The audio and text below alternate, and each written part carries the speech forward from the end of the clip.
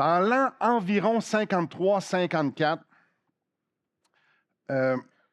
Paul arrive à Éphèse, et puis c'est une petite église, quelques personnes. Ça fait pas longtemps qu'elle a été fondée, en fait, c'est par lui, quelques temps auparavant. Priscille et Aquila sont là.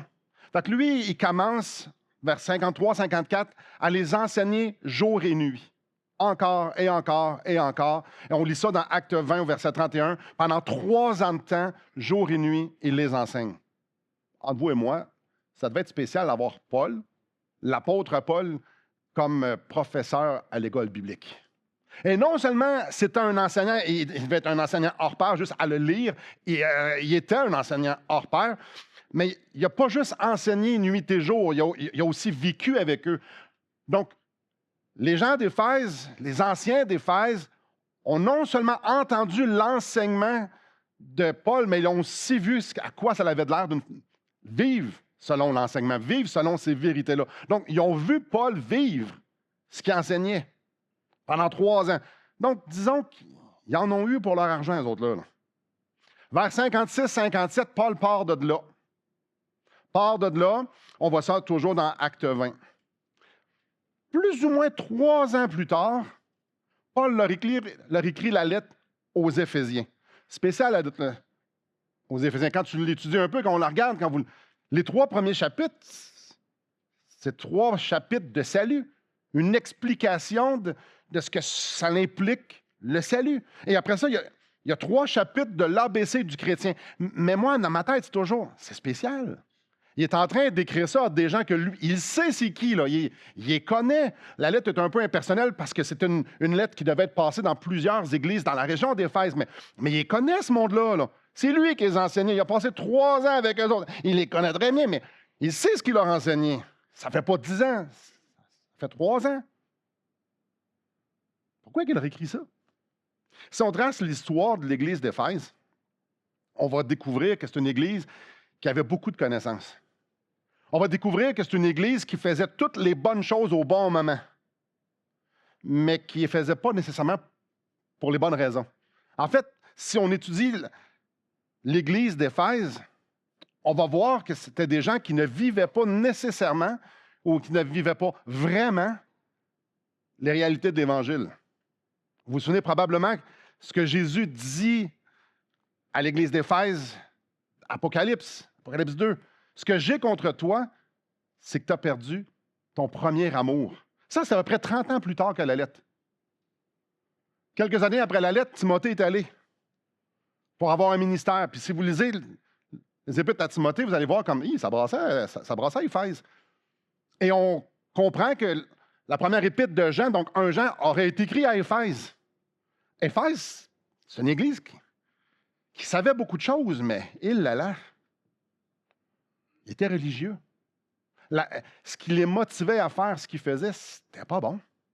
C'est pas moi qui le dis, c'est Jésus qui le dit. Ce que j'ai contre toi, c'est que tu as perdu ton premier amour. Ce matin, j'aimerais ça qu'on regarde, qu'on plonge nos regards sur la solution de Dieu à la religiosité. Puis là, vous dites, religiosité, qu'est-ce que ça veut dire, la religiosité? C'est quand même assez simple. La religiosité, c'est de faire les choses parce qu'il faut qu'on fasse les choses, sans trop être intentionnel. Exemple, moi, le dimanche matin, je me lève à telle heure, je m'en vais à l'église. Pourquoi? Parce que c'est ce que je fais le dimanche matin. La religiosité, ça pourrait... Est-ce que c'est une bonne chose, une religion le dimanche? Oui, c'est une bonne chose. Mais le faire sur le pilote automatique, ça s'appelle la religiosité. Ça pourrait être aussi la religiosité. Je ne fais pas des choses parce qu'il ne faut pas que je fasse des choses. Ah, c'est une forme de religiosité. Donc, on parle ici de pilote automatique. Ça ne veut pas dire que tu fais nécessairement les mauvaises choses ou que tu fasses nécessairement les bonnes choses. C'est au niveau des motivations du cœur. Je lis notre texte, chapitre 1, verset 3. Béni soit le Dieu et Père de notre Seigneur Jésus-Christ, qui nous a bénis de toute bénédiction spirituelle dans les lieux célestes en Christ. Ce matin, on va regarder ce qui devrait nous motiver.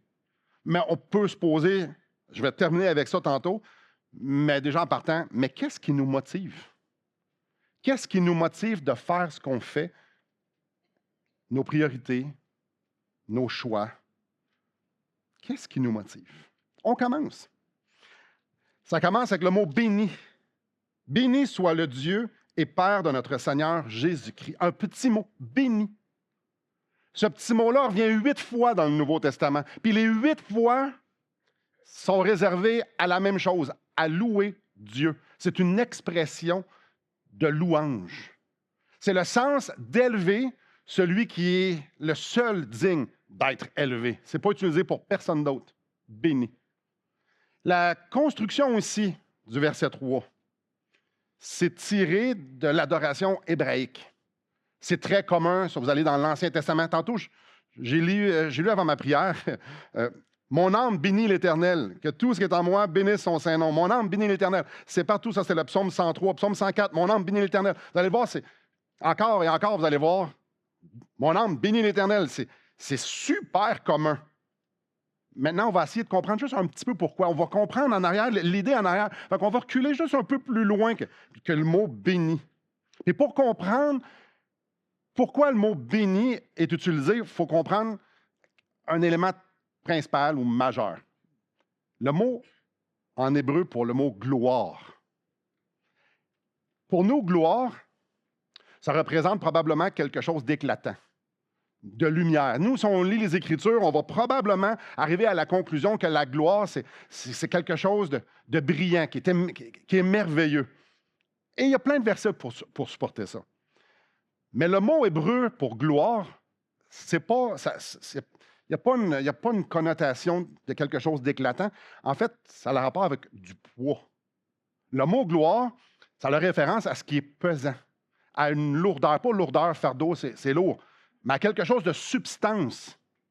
Et derrière l'expression « la gloire de Dieu », c'est l'idée d'une majesté qui pèse, et non pas quelque chose d'éclatant. C'est plutôt le contraire. C'est quelque chose de substance.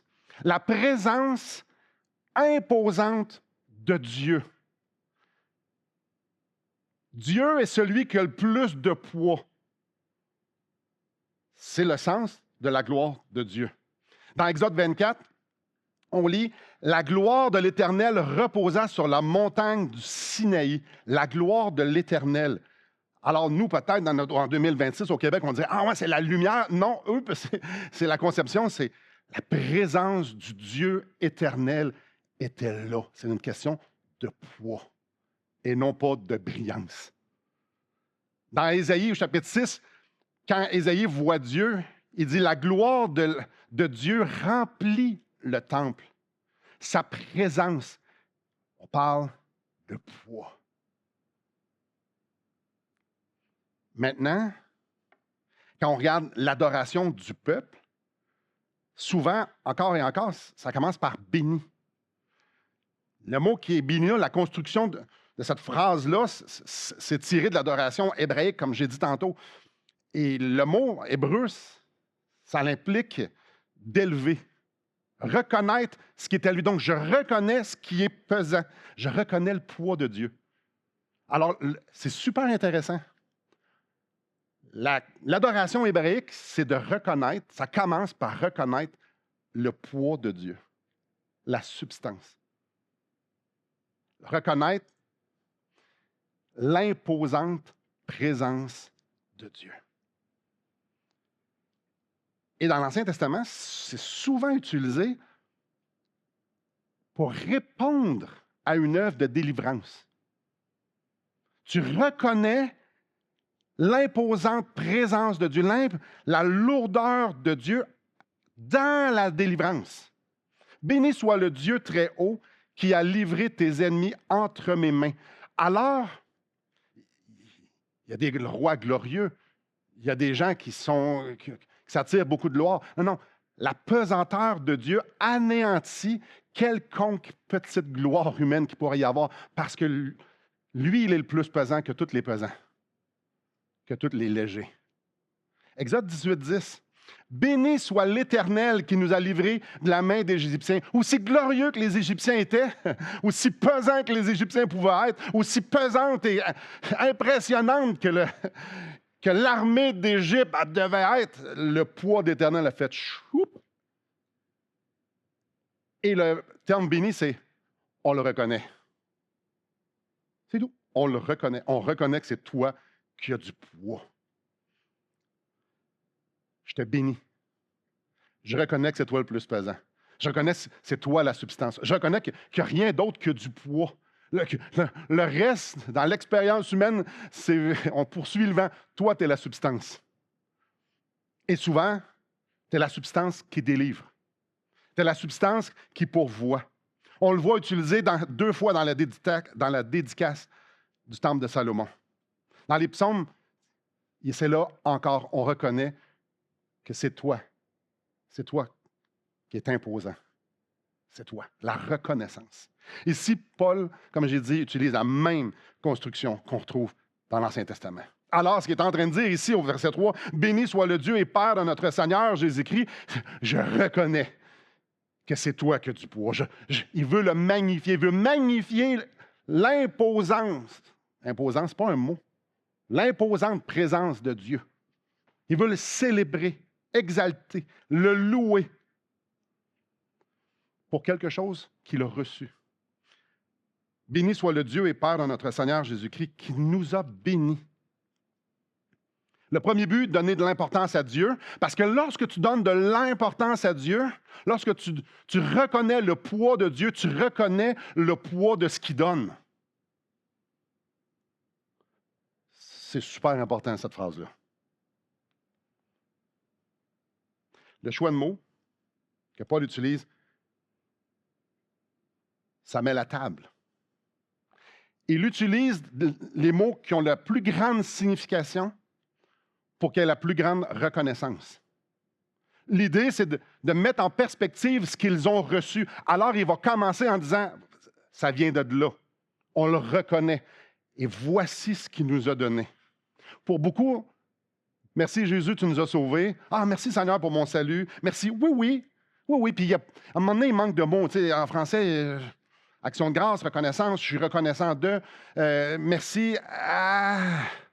Mais Paul, il a un vocabulaire un peu plus riche que le nôtre et il a un héritage qui est différent un peu du nôtre. Voyant la grandeur de qui a donné, il est complètement... il exulte Dieu. Et il exprime le volcan qu'il y a à l'intérieur parce qu'il voit que ce Dieu extraordinaire, celui qui a du poids, le seul qui a du poids, a donné une bénédiction de poids. Alors, il veut que les Éphésiens voient ce qu'ils ont reçu.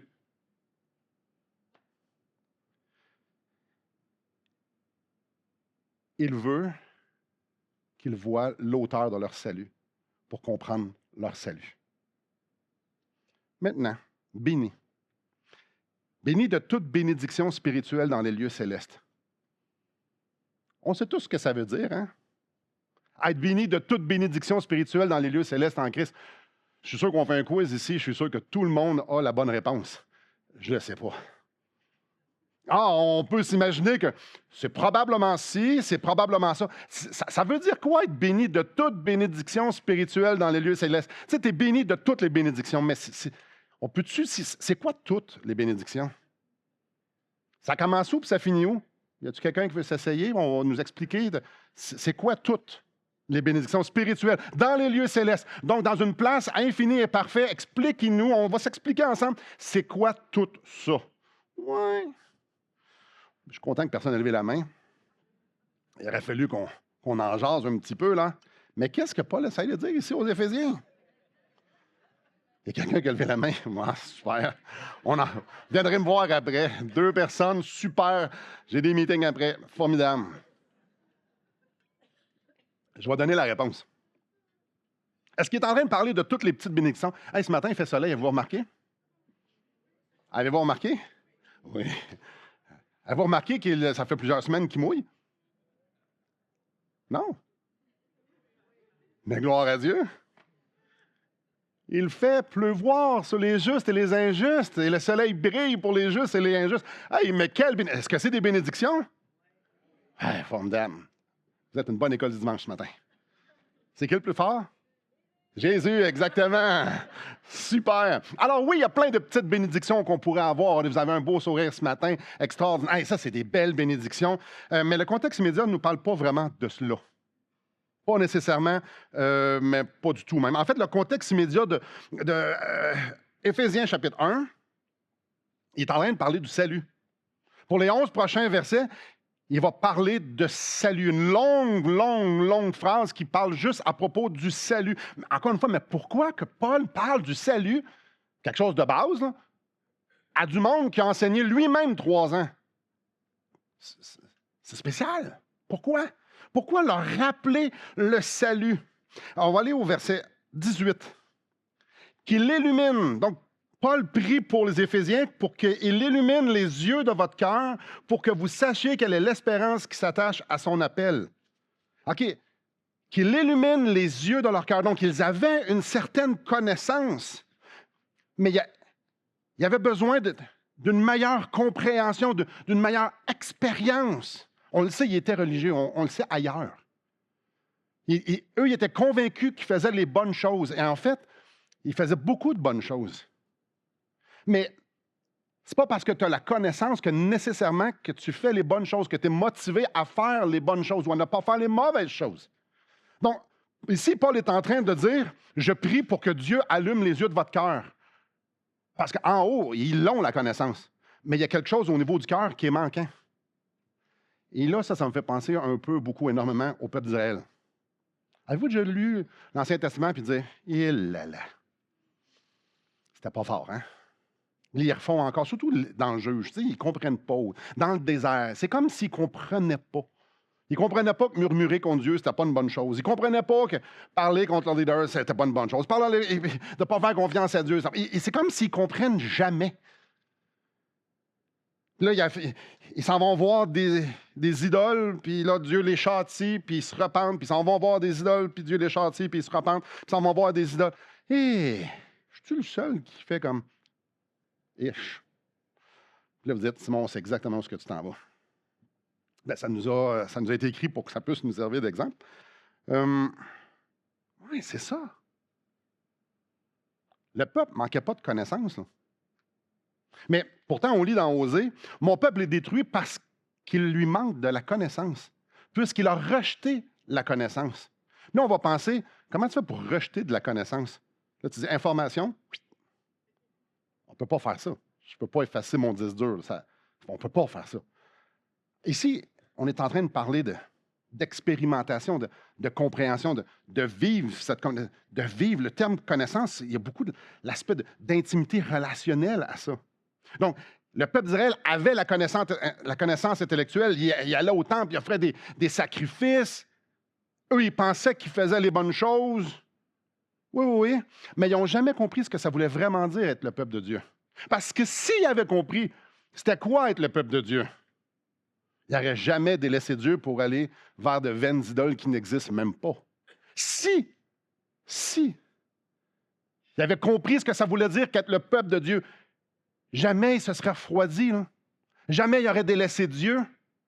Jamais ils auraient cherché auprès des autres nations les choses qui étaient vaines et les choses qui ne plaisaient pas à Dieu. S'ils avaient réellement compris ça voulait dire quoi être le peuple de Dieu, jamais ils auraient fait ce qu'ils ont fait. Il y avait la connaissance, mais ils n'expérimentaient pas les réalités de cette connaissance-là. Et ici, les Éphésiens sont à une place très similaire. Alors, c'est important qu'ils puissent bien ouvrir les yeux de leur cœur, qu'ils puissent comprendre, qu'ils puissent voir, qu'ils sachent. Paul désire que leur cœur soit challengé. Il désire que leur cœur puisse comprendre ce que ça veut dire que d'être sauvé. Mais il s'adresse à des chrétiens, il s'adresse à une église. Paul veut qu'ils comprennent ce que ça veut dire que d'être sauvé. Ils veulent que leur cœur puisse goûter aux richesses de Dieu, mais pas d'une façon factuelle, pas d'une façon académique, mais que leur cœur puisse être vivement touché par les richesses de Dieu, que leur cœur se régale Qu'ils mangent pas juste parce qu'ils doivent manger, qu'ils mangent parce qu'ils ont faim, parce que c'est délicieux, parce que leurs papilles gustatives spirituelles sont toutes stimulées à leur maximum, puis ils en veulent plus. Paul veut que ce soit plus qu'une histoire de religion. Alors, on retourne au verset 3 du chapitre 1. Voici ce qu'il leur dit. Le traitement choc de cette place-là où est-ce que tu sais plein de choses, mais que c'est plus le pilote automatique, que tu fais plein de choses et que tu fais les bonnes choses, puis tu ne fais pas ce que tu ne devrais pas faire, puis le traitement choc de Dieu se trouve dans les versets suivants. Béni soit le Dieu et Père de notre Seigneur Jésus-Christ qui nous a bénis de toute bénédiction spirituelle dans les lieux célestes en Christ. Et voici ce qu'il veut dire de toutes les bénédictions spirituelles. En lui, Dieu nous a élus avant la fondation du monde pour que nous soyons saints et irréprochables devant lui. Il nous a prédestinés dans son amour à être ses enfants d'adoption par Christ, selon le bon plaisir de sa volonté, pour célébrer la gloire de sa grâce dont il nous a favorisés dans le bien-aimé. En lui, nous avons la rédemption par son sang, le pardon des péchés selon la richesse de sa grâce, que Dieu a répandu abondamment sur nous par toute espèce de sagesse et d'intelligence, nous faisant connaître le mystère de sa volonté selon le bienveillant dessein qu'il avait formé en lui-même pour le mettre à exécution lorsque les temps seraient accomplis, de réunir toutes choses en Christ, celles qui sont dans les cieux et celles qui sont sur la terre. En lui, nous sommes aussi devenus héritiers, ayant été prédestinés suivant le plan de celui qui opère toutes choses d'après le conseil de sa volonté, afin que nous servions à célébrer sa gloire, nous qui d'avance avons espéré en Christ. En lui, vous aussi, après avoir entendu la parole de la vérité, l'évangile de votre salut, en lui vous avez cru et vous avez été scellés du Saint-Esprit qui avait été promis, lequel est un gage de notre héritage pour la rédemption de ceux que Dieu s'est acquis pour célébrer sa gloire. Voici ce dont à quoi il fait référence quand il dit toute bénédiction spirituelle. Il n'y a pas de plus grande bénédiction que les versets que je viens de lire. Il n'y a rien de mieux dans toute la création spirituelle ou matérielle. Il n'y a aucune expérience humaine. Il n'y a rien de plus grand que ce que je viens de lire. Pourtant, on fait, oui, mais encore, Simon, ça fait 100 ans que je suis sauvé. Y a-tu du steak? Encore, sérieusement, encore le salut ce matin? Tu comprends pas, là? Ça fait des centaines, voire des milliers de fois que je l'entends. Sérieux, on retourne encore là, on va encore reparler de ça. Imaginez 3 ans, Paul, nuit et jour. Puis c'est exactement ça qu'il a écrit, parce qu'ils s'en vont directement sur le chemin de la religiosité.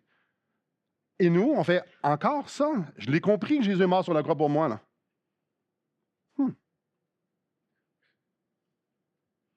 C'est spécial que ça, c'est le traitement choc pour des chrétiens.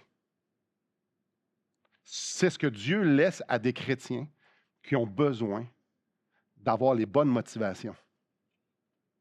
On aura envie de lire « Fouettez-vous, chers frères et sœurs », comme j'aime à dire à la blague, genre, toi, hein? Let's go. Let's go. C'est le temps de produire. Non, c'est ça le traitement choc. La compréhension de toutes les bénédictions spirituelles que l'enfant de Dieu est béni dans les lieux célestes, quand tu comprends ça, voici ce que ça va produire. Avec mon chapitre 4. Ça va produire quelque chose. La compréhension produit quelque chose. Au verset 1, « Je vous exhorte donc, moi, le prisonnier dans le Seigneur, de marcher d'une manière digne de la vocation qui vous a été adressée.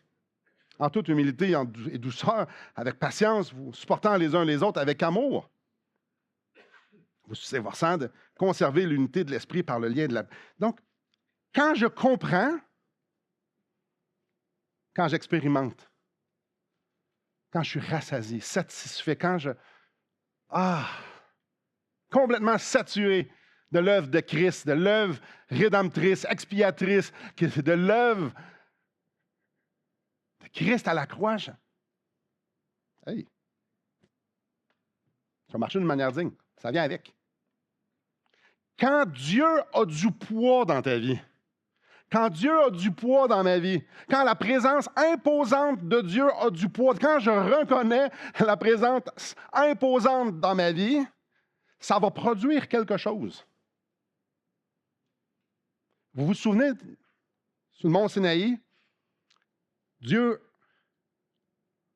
a révélé sa gloire sur le mont. Il y avait une nuée, puis il y avait des éclairs, puis ça tremblait, puis tout le monde t'a invité d'y aller. Puis tout le monde, ça tentait de monter, puis s'en allait, puis allait faire le party là, dans les éclairs. Puis on laisse. J'ai une autre version que la vôtre, hein? Non, non, non. Non, non, non, non, pas du tout. Le peuple avait une crainte. Il y avait quelques... OK, Moïse est en train de rencontrer Dieu. Il y avait une certaine crainte. Alors, quand tu reconnais l'imposante présence de Dieu, ce qui est substantiel, c'est supposé qu'il y a une crainte. Puis là, vous dites, il devrait avoir peur de Dieu. J'ai dit une crainte. Je n'ai pas dit avoir peur. Mais la crainte implique la peur. Parce que si aujourd'hui on respire de l'air, c'est son air qu'on respire. Alors, ça se peut qu'on devrait faire. Oh! Mais il y a plein d'exemples dans la Bible où ce que Dieu juge, que Dieu exécute un jugement, même contre les chrétiens. Ananias et Saphira, ça vous dit quelque chose? Ils ont menti. Boum, ils sont morts, on the spot. Hein? Simon, tu essaies de nous faire peur? Non, je suis en train de vous dire qu'il y a une réalité. Il y en a qui prenaient sans comprendre leur position, sans comprendre les éléments, puis ils sont morts. Vous devez lire Corinthiens chapitre 11. Ah, Dieu fait ça. Mais le mot crainte, ce n'est pas tant la peur. C'est de mettre Dieu à sa place et de nous se mettre à notre place. C'est de reconnaître que c'est lui qui a la substance, c'est lui qui a la lourdeur, c'est lui qui a la gloire. Et en même temps, il y a une crainte relationnelle dans le sens que je ne veux pas perdre ça. Je vous l'illustre. La plupart d'entre vous connaissez Cocotte. C'est ma femme. Si vous ne la connaissez pas, c'est ma femme. Est-ce que j'ai peur de ma femme? Non, à mesure, pas très grande, pas si costaude que ça. J'ai pas peur fondamentalement de ma femme. Genre pas du tout. Mais j'ai crainte de ma femme. Parce que je chéris énormément ma relation que j'ai avec elle. Et moi, je veux pas, je veux que rien puisse défaire ça. Il y a une certaine crainte ici. J'ai crainte par rapport à Dieu. Je ne veux pas que ça.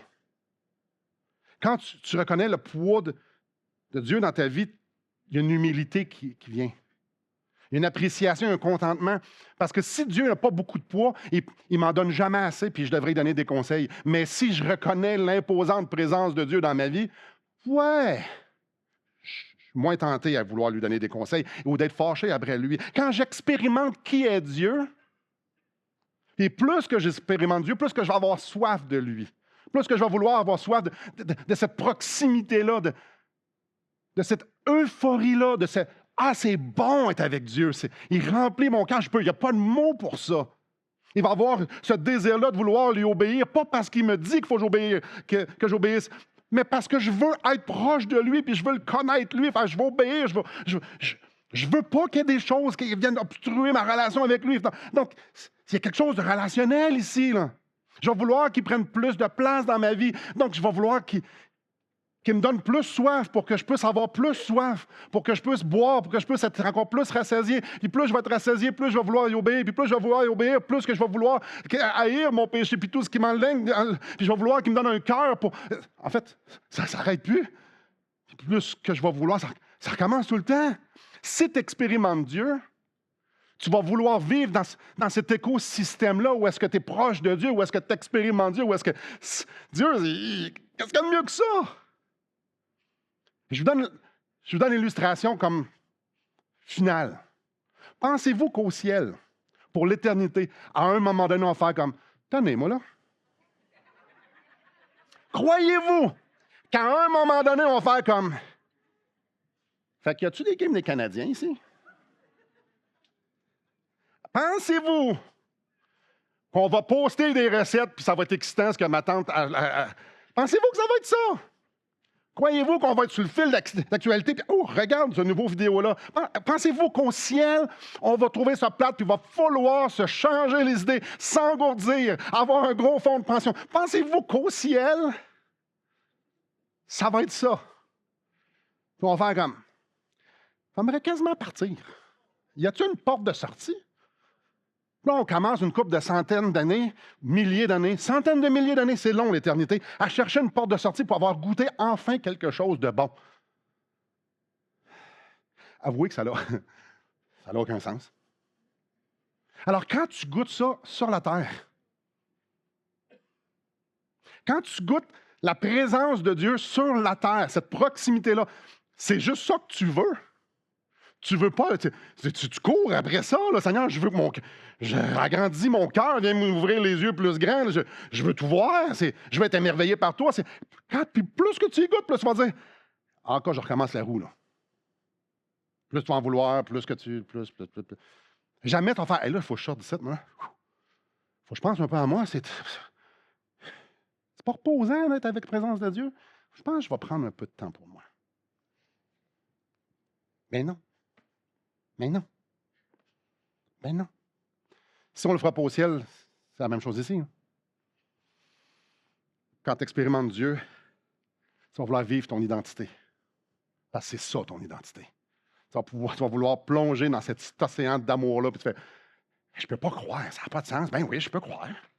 Mais voyons donc. Ça, c'est comme prendre, tu sais, ça fait 2 ans que tu n'as pas bu, là. Puis tu arrives à une fontaine, puis tu fais comme, non, je veux ça. C'est non. J'en veux pas avoir. Hey, d'un coup, je serais désaltéré. Mais non, ça n'a aucun sens. Je vais plonger dedans, je vais tout boire l'océan. Là. Mais non, il n'y a rien d'autre qui a de l'importance. Quand tu rencontres ce qui a réellement du poids, un poids éternel, ben, tu veux le reconnaître puis vivre avec. C'est ça que tu veux. Tu veux que ce poids-là, ça soit le plus grand poids dans ta vie.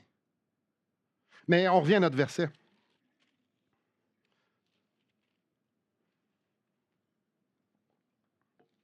Donc, il nous a bénis de toute bénédiction spirituelle dans les lieux célestes en Christ. Et ça, c'est...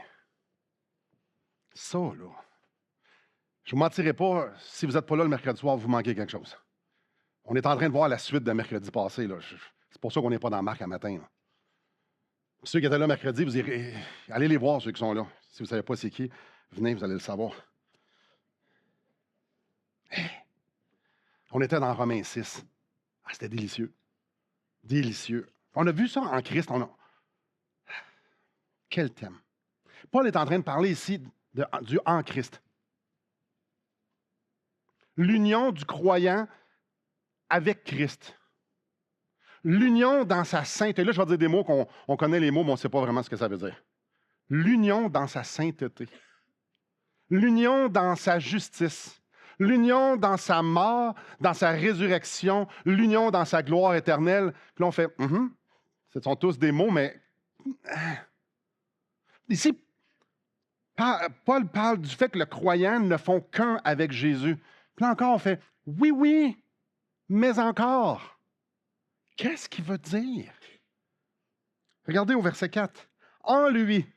Ah, ce que c'est important de comprendre le en lui. En lui, Dieu nous a lus avant la fin. C'est en lui, à l'intérieur de lui. C'est tricoté avec lui. C'est en lui qui nous a élus pour qu'on soit saints et irréprochables, prédestinés à être ses enfants d'adoption dans son amour. C'est en lui. Il nous a prédestinés, au verset 5, dans son amour, à être ses enfants d'adoption par Jésus. Puis au verset 6, dans le bien-aimé. Au verset 7, en lui, nous avons la rédemption par son sang, le pardon de ses péchés. C'est en lui, c'est parce que nous sommes en lui. Concept difficile à comprendre. En lui. En lui. Verset 13. En lui, vous aussi, après avoir entendu la parole de la vérité, l'évangile de votre salut, on était salut du Saint-Esprit parce que nous sommes en lui. En lui. Chapitre 2, verset 5. Nous qui étions morts par nos offenses, nous a rendus vivants avec Christ. C'est par grâce que vous êtes sauvés. Il nous a ressuscités ensemble. Il nous a fait asseoir ensemble dans les lieux célestes en Jésus-Christ. Puis là, j'espère que vous dites, oh, mais là, je veux comprendre, c'est un peu, là, c'est quoi, là? Il y a des gros mots ici, là. Une fois pour toutes. Le temps du verbe ici en grec, c'est une fois pour toutes. On est vivant, on est ressuscité, puis on est assis dans les lieux célestes. C'est des gros mots. Verset 10.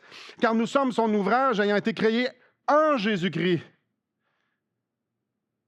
Verset 13 du chapitre 2. Mais maintenant, en Jésus-Christ, vous qui jadis étiez éloignés, vous avez été rapprochés par le sang de Christ. En lui. Chapitre 3, verset 6. Ce mystère, c'est que les païens sont co-héritiers, forment un même corps et participent à la même promesse en Jésus-Christ par l'Évangile. En lui. En lui. En lui. En lui. En lui, on participe aux promesses. En lui, on fait partie d'un corps. En lui. Verset 12. En lui, nous avons, par la foi en lui, il y en a des en lui, la liberté de nous approcher de Dieu. Alors, c'est en lui que nous avons la liberté d'aller à Dieu. En lui. Mais, as-tu une image? Merci, monsieur me l'a demandé. As-tu une image pour illustrer ce que ça veut dire en lui? Non. Pas tant. La parole nous donne quelques images, mais c'est des images incomplètes, c'est des images que notre cerveau... Romains chapitre 6, je vous lis verset 5. En effet, si nous sommes devenus une même plante avec lui par la conformité à sa mort, nous serons aussi par la conformité à sa résurrection. Devenus une même plante. Allez, je fais l'illustration que j'ai faite mercredi. Et voilà, toujours aussi, une même plante. Ceux qui se posent la question, ce n'est pas une vraie. Est-ce que la feuille fait partie de la plante? Oui. Avec un peu de conviction, s'il vous plaît? Oui, oui. Celle-là?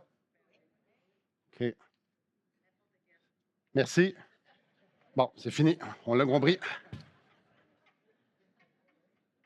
Alors, chaque feuille, chaque branche, chaque tige, chaque toute fait partie de la plante. Est-ce qu'on peut dire que la feuille, c'est la plante? Non. Mais qui fait une même plante avec la plante. Nous sommes devenus une même plante avec lui. Alors, dans la conformité à sa mort, ça nous parle dans le même chapitre qu'on est baptisé dans sa mort. Baptisé, c'est immergé. Alors, quand il est mort, c'est comme si j'ai été baptisé avec lui. Je n'ai pas regardé Jésus. Non, j'étais avec lui. Puis quand il est ressuscité, je suis baptisé dans sa résurrection. J'étais avec lui. Une même plante. Je vous dis, les illustrations, je prends juste ceux qui sont là. Parce que c'est vraiment spécial. Donc, on n'est jamais spectateur. C'est comme si on était dans Jésus. Que lui, moi, on fait un. Jean 17, ça parle un peu de ça, comme on fait un avec lui, comme lui et le Père sont un. On revient aussi à nos moutons. Être un. Ce n'est plus moi qui vis, c'est Christ qui vit en moi. Un. Il n'y a alors maintenant aucune condamnation pour ceux qui sont en Jésus-Christ. Parce que Jésus n'est pas condamnable, il n'a jamais péché. Alors si je suis en lui, pas en arrière de lui, en lui, faites-vous une image bizarre dans la tête, là, mais pas trop. Je suis en lui. Oui. Pensez-vous que Dieu va me condamner si je suis en lui, dans son Fils? Ben non. Et comme tous meurent en Adam, dans 1 Corinthiens chapitre 15, de même aussi tous revivront en Christ. Ben oui, j'ai sa vie. Je suis en lui. Alors, je vais revivre en lui.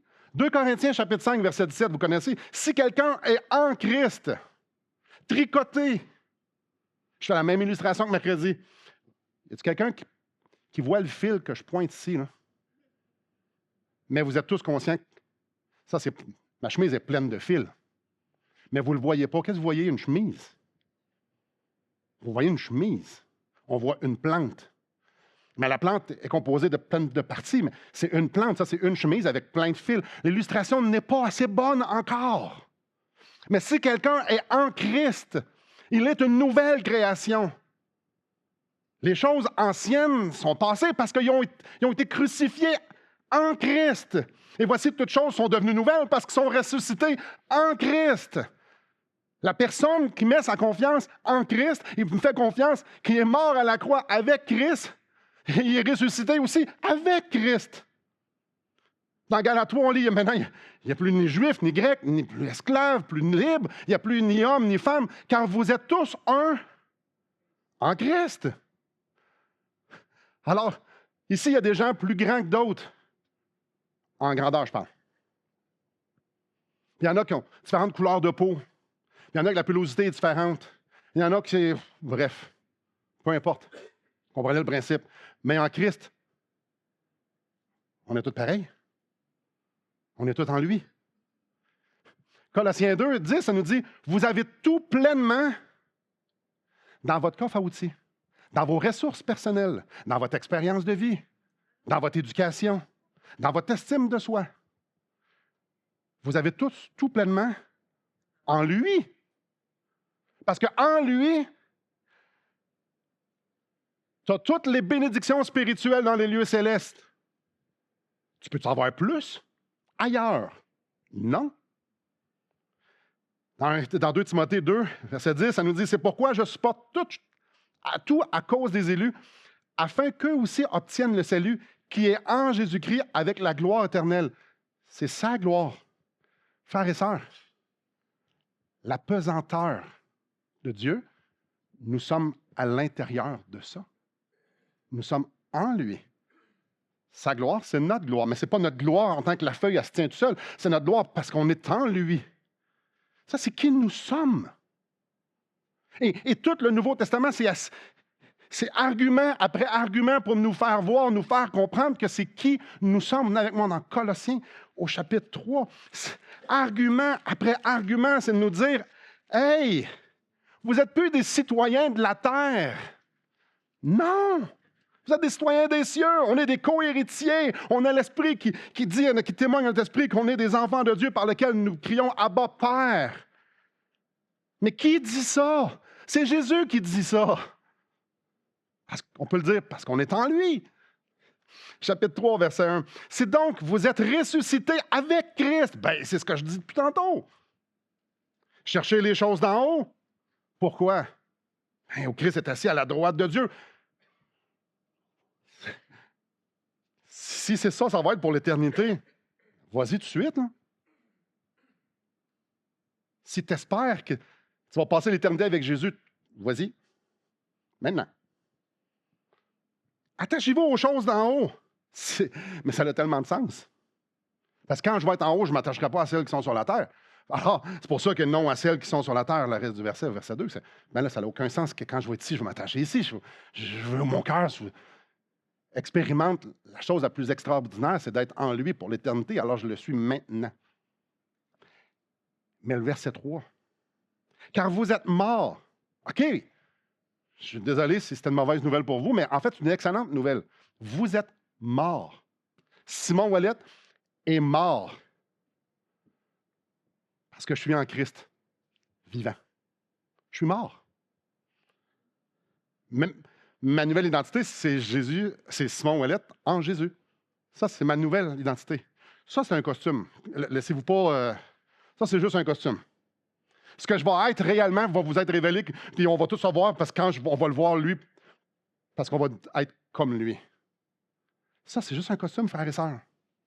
Ça, c'est pas qui nous sommes. Qui nous sommes, on est une nouvelle créature parce qu'on est en lui. C'est lui que nous sommes. C'est son identité qu'il nous a donnée. Regardez bien ici au verset 3. Car vous êtes morts et votre vie est cachée avec Christ en Dieu. Un peu. Christ en Dieu. Oui, ça, c'est la Trinité. Ça, il manque le Saint-Esprit. Parfait. Mais c'est le Père et le Fils sont ensemble. Avez-vous remarqué, nous, on est où là-dedans? Moi, je suis où? Je suis caché avec Christ. Ça, c'est notre identité. Là. C'est moi. Je fais partie de ça. Pas que moi, je suis Dieu, mais je fais partie. J'ai dans son esprit, puis je suis caché en Christ. Et on l'est tous si on est des enfants de Dieu. Wow! Là, si vous dites, je ne suis pas sûr de tout comprendre, good. Moi non plus. C'est infiniment plus grand que ce que je peux imaginer. Et c'est ça que Paul dit ici, au chapitre 1, au verset 3 là, d'Éphésiens. Béni, béni soit le Père, le Dieu et Père de notre Seigneur Jésus-Christ. Je le reconnais. C'est extraordinaire qui est. Il nous a bénis de toute bénédiction spirituelle dans les lieux célestes en Christ. Lui, là, il est en train de contempler un chef-d'œuvre. Je suis en Christ. J'ai une vocation céleste. J'ai cette identité-là. Je fais partie de leur gang. Je fais partie. C'est moi. C'est chez nous. C'est mon père. C'est mon frère. C'est chez nous. Wow! Wow! Il est devant un chef-d'œuvre. Lui me bénit. Avec ce salut-là, avec cette identité-là, saint, irréprochable, enfant à l'adoption. La liste est longue, vous le relirez chez vous. Wow. En Christ. Le poids de la bénédiction ou la gloire de la bénédiction d'être en Christ égale le poids de celui qui la donne.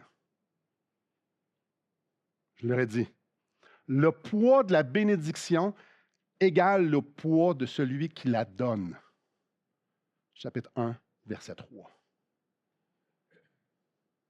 Je suis éternellement avec Christ en Dieu. C'est qui je suis. Puis peut-être ce matin, vous allez dire, « Ouh, c'est une séance de pelletage de nuages. »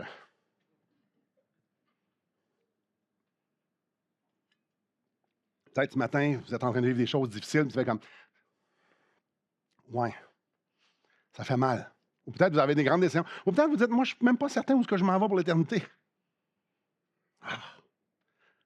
Si ça, c'est du pelletage de nuages, je vous rappelle que c'est le traitement choc que Dieu a donné à l'Église d'Éphèse. À nous. J'ai été content de savoir. Il y a des études, il y a des recherches qui se font sur à peu près tout sur la Terre.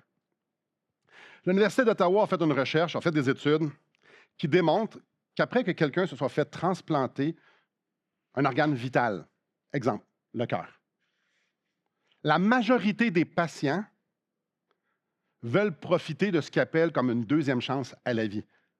Je répète ça, il y a des recherches qui démontrent que ceux qui ont des transplantations d'un organe vital, exemple, le cœur, la grande majorité des patients, ils sont capables de quantifier une volonté de profiter d'une deuxième chance à la vie. C'est documenté. La réponse normale, c'est de vouloir en profiter. Quand tu goûtes de près la mort, je ne connais pas ça. Quand tu te fais dire, il te reste quelques jours, et s'il n'y a pas un cœur qui vient, tu vas mourir. On appelle ça être proche de la mort. Complètement désespéré. Les médecins, tu es sûrement à l'hôpital, entubé, il y a plein de machines qui sont en train de te garder en vie. Les médecins, si tu n'as pas de nouveau cœur d'ici quelques heures, quelques jours, il n'y a plus rien à faire. Quand tu goûtes de très, très, très près la mort et qu'il y a quelqu'un qui meurt,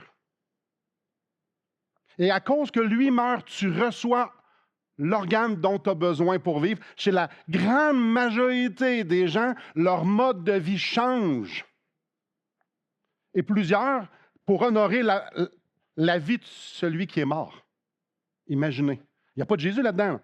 Université d'Ottawa. Avouez que c'est spécial. Venez avec moi au chapitre 2 d'Éphésiens. Quand tu es proche de la mort, puis tu t'expérimentes une proximité avec la mort, puis que tu réalises que quelqu'un a dû mourir pour que toi, tu peux vivre. Une majorité de gens veulent changer leur vie en l'honneur de cette vie-là et profiter d'une deuxième sens à la vie.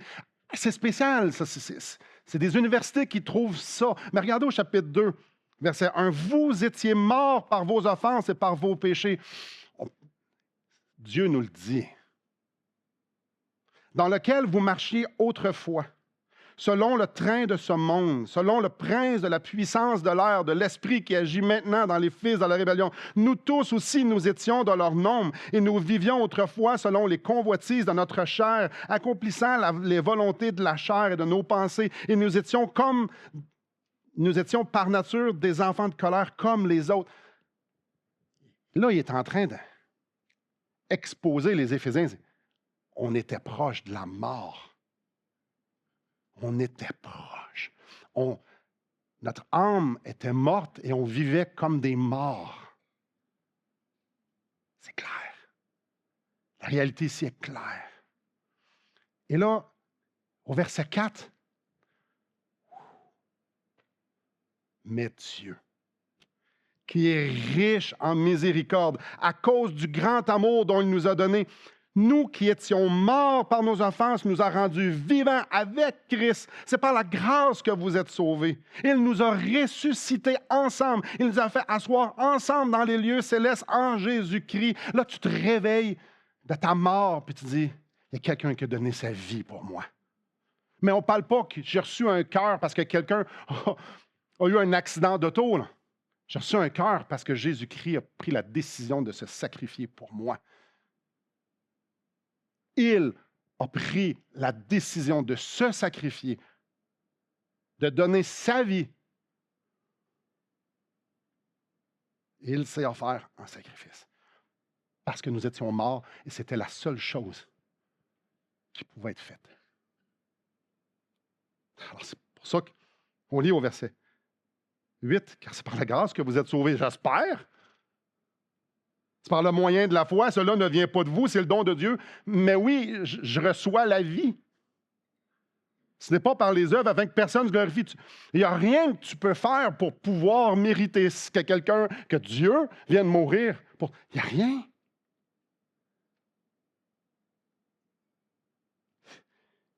Jésus vient me dire,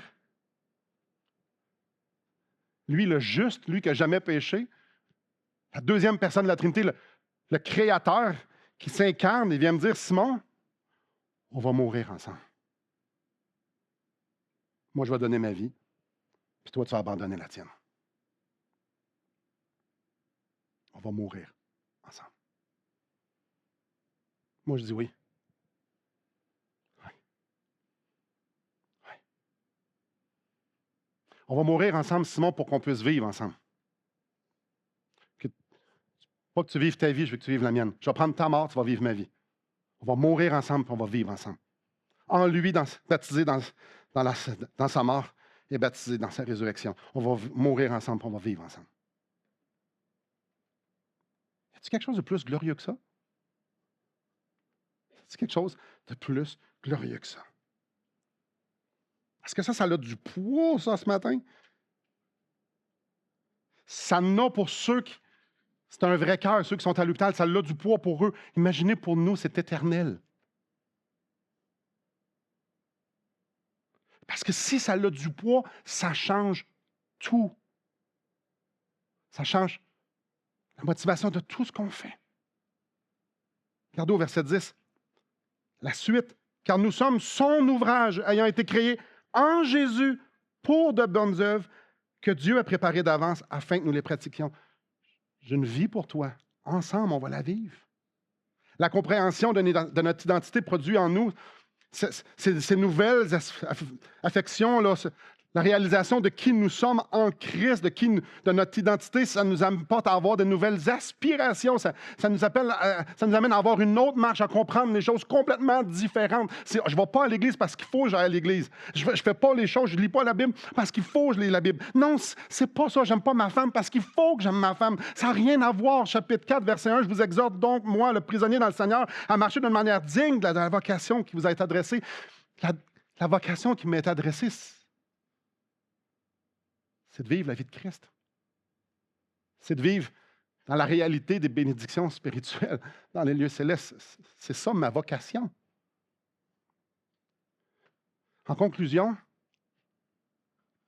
pourquoi Paul envoie une lettre à propos de l'Évangile à une Église que lui-même a fondée, lui-même a enseignée pendant 3 ans? Pourquoi il leur envoie ça? Parce que ce n'est pas les résolutions qui sont la meilleure motivation de marcher avec Dieu. Ce n'est pas la culpabilité qui est la meilleure motivation pour marcher avec Dieu. Parce que ce n'est pas une volonté d'être plus respectable, plus honorable ou être à la hauteur qui est une bonne motivation pour marcher avec Dieu.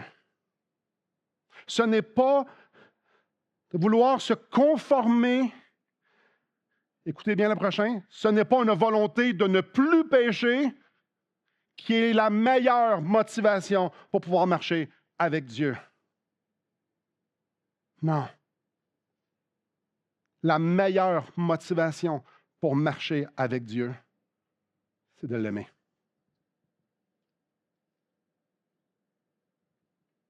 C'est tout. Parce qu'il nous a aimé le premier. Nous l'aimons parce qu'il nous a aimé le premier. Le premier commandement, c'est suivez tous les commandements. Hein? Non, le premier commandement, c'est aimez-moi. Frères et sœurs. La meilleure motivation pour marcher avec Dieu, c'est de l'aimer. Je goûte à son amour, puis j'en veux plus. Là, vous dites, mais je ne sais pas par où commencer. Si vous avez goûté à son amour ce matin, j'en veux plus. Puis il m'a amené dans mon cœur à en vouloir plus. Puis si vous savez comment faire, alors ensemble, on dit on en veut plus. J'en veux plus. Je veux goûter ce qu'on va avoir au ciel. Je veux goûter ce que ça veut dire. Je viens grandir mon cœur. Je veux comprendre l'espérance qui s'attache à mon appel. Je veux pas faire plus. Je veux être. Je ne veux pas devenir un meilleur père, un meilleur mari, un meilleur pasteur. Je veux pas, c'est pas le regard des autres que je veux que s'améliore. Je veux juste te connaître. Parce que c'est ça, la vie éternelle. Béni. Béni. Je reconnais que c'est toi qui as du poids. Puis je veux que tu aies le plus de poids dans ma vie que n'importe quoi. Alors je t'élève. Béni soit le Dieu et Père de notre Seigneur Jésus-Christ qui nous a bénis de toute bénédiction spirituelle dans les lieux célestes. En Christ. Prions. Ah, Seigneur, j'ai l'impression que je viens de parler de choses qui me dépassent tellement. On a mis des mots sur des réalités qui sont spirituelles, qui sont éternelles, qui sont infinies, qui sont parfaites. Seigneur, mais tu utilises des mots, tu utilises des images, tu utilises, Seigneur Dieu, des choses qui viennent nous confronter. Et Seigneur, merci. Merci de venir nous confronter. Merci de venir nous rappeler que c'est toi qui as du poids. C'est toi qui es glorieux. C'est toi qui est digne d'être élevé. Le seul. Viens, on est tous ici, plusieurs, on est à des places différentes, on a des chemins différents. Mais toi, tu es digne que chacun d'entre nous, on fasse un pas de plus, que tu viennes faire brûler dans nos cœurs ce désir-là d'avoir soif. Que tu viennes faire brûler dans nos cœurs, non pas que nos circonstances s'améliorent ou qu'il arrive quoi que ce soit d'autre, que Seigneur, juste qu'on t'aime plus vrai. Seigneur, tu n'attends pas de nous la perfection, tu veux juste qu'on vienne à toi avec la foi des enfants, puis qui fait juste dire, j'ai faim d'avoir faim. Et tu réponds à ces prières. S'il y a quelqu'un ici qui n'a pas cette confiance-là, ou qui n'a pas ce désir-là, viens mettre un fardeau insupportable sur son âme pour qu'il puisse abandonner, pour pouvoir voir et déguster à quel point ton fardeau est doux et léger. Viens, Seigneur, sauver. Ce matin. À toi soit la gloire, au siècle des siècles.